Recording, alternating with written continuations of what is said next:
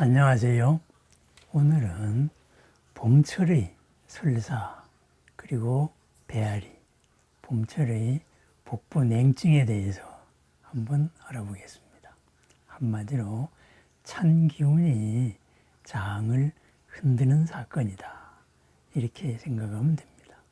배가 차면은 장도 흔들리고, 장이 흔들리면은 몸의 중심이 흔들리면서 전신이 기운이 흐트러집니다.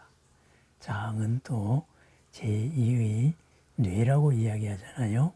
정서적인 상태에까지 영향을 미칩니다. 그러면은 봄철의 설사와 배앓이 왜 일어날까요? 봄이 되면은 따뜻한 날씨와 더불어서 야외 활동이 늘어나지만은 몸은 아직까지 충분하게 준비가 되지 못하였기 때문입니다. 그러다가 보니 언밸런스하게 환경과 내 몸의 미스매치가 일어납니다. 그래서 일교차도 커지고 봄철에 환경적 요인으로 소화기관에 영향이 옵니다.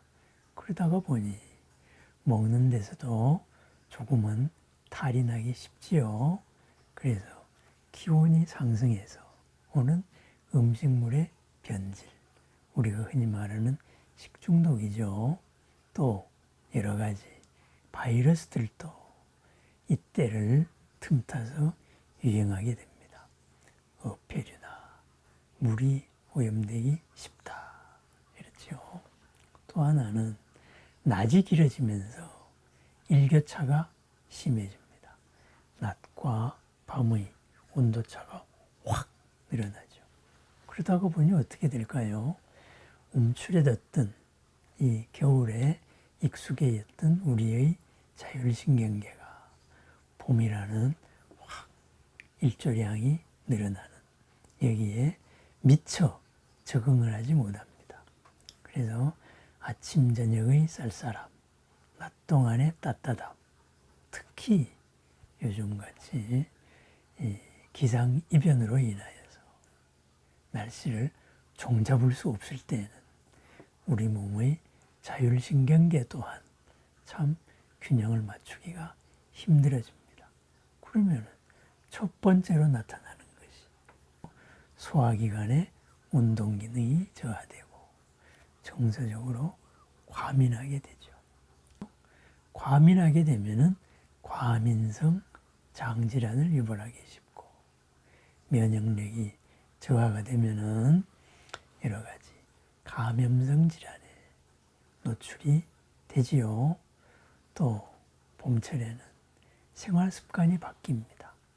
활동량이 증가하다가 보니 식사가 불규칙하게 되고 그러다가 보니 갑자기 더워졌다 하다가 보니 찬 음식을 선호하게 됩니다.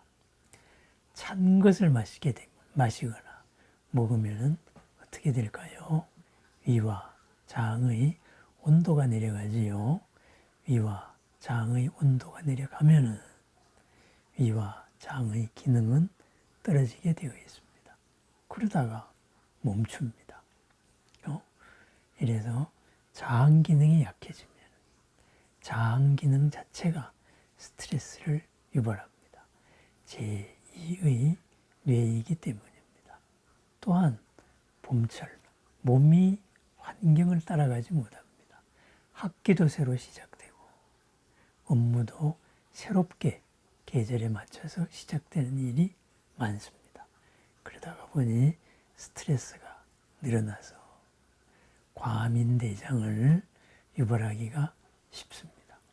또한 봄철에는 여러 가지 알러지 현상이 늘어나지요. 꽃가루나 황사나 이런 것들 때문에 몸의 면역력이 떨어지다가 보니 배도 차가워진다. 이렇게 되죠. 그래서 변이 묽어진다거나 배가 많이 팽만감이 지속되고 심하면은 메스껍거나 구토도 있고 또 하나는 전신적인 쇠약감, 피로감도 오고 탈수도 옵니다. 그래서 이러한 때 그 원인에 맞게 적절하게 잘 대책을 해줘야 됩니다.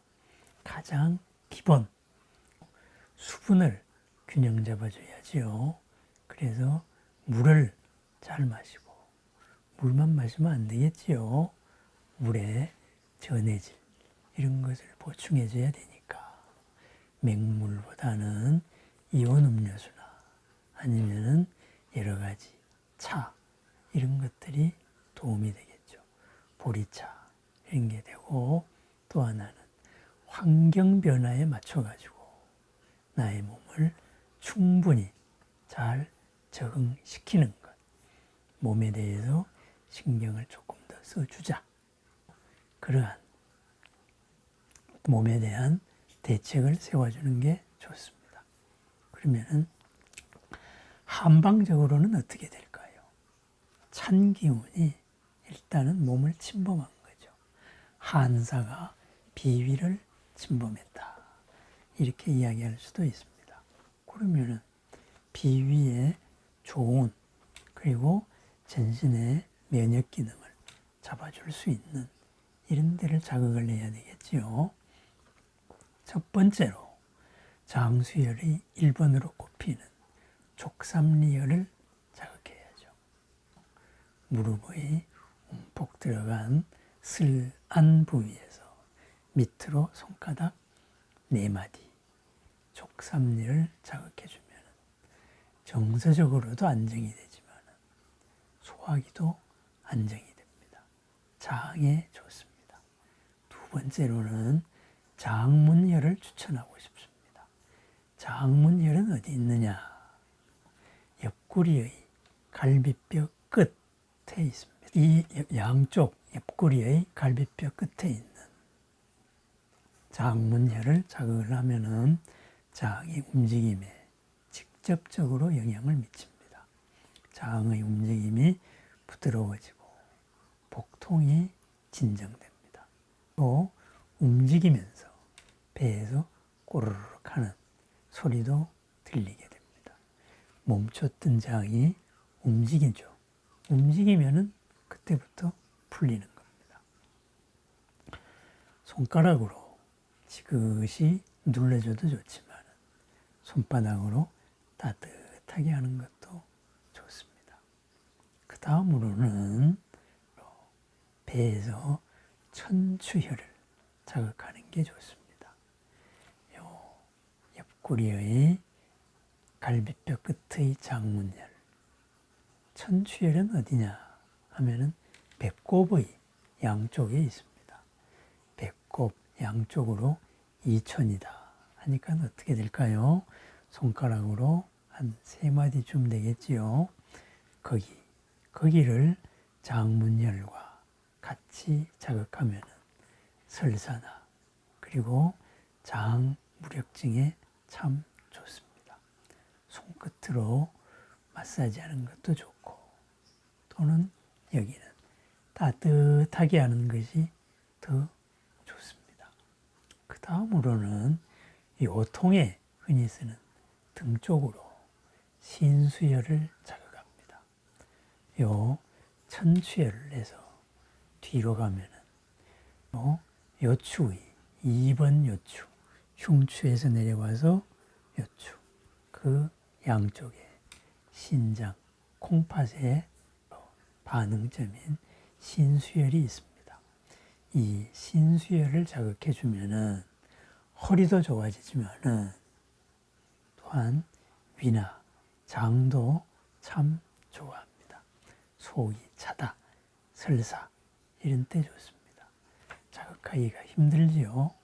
그래서 따뜻한 수건이나 찜질팩으로 자극을 하면은 참 좋습니다. 신수혈을 정확하게 찾으려고 하기보다는 배꼽 뒤의 허리 부분을 따뜻하게 한다. 이렇게 하면은 좋습니다. 족삼리 그리고 갈비뼈가 끝나는 장문혈, 배꼽의 양쪽 천추혈, 그리고 등의 신수혈, 또 봄철의 설사, 배앓이, 복부냉증에 참 좋은 혈자리입니다. 한방차로는 어떤 게 좋을까요? 이랬을 때는 생강계피차를 가장 우선적으로 추천합니다. 속냄, 속이 찬 것을 제거하고, 그리고 장을 따뜻하게 하고 장내의 순환을 촉진을 시킵니다. 생강계피차. 또 몸이 찬 사람은, 그리고 정서적으로 좀 예민한 사람이면은 대추하고 쑥차를 추천합니다.